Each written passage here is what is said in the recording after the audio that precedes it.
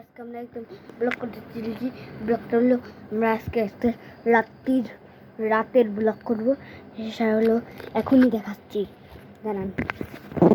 এই দেখেন উপরে উপরে উপরে উপরে দেখেন কেমন রাত, এমনকি রাত দেখেন বন্ধুরা, যে রাতে পুরোপুরি একদম একদম একদম ভরে গিয়েছে।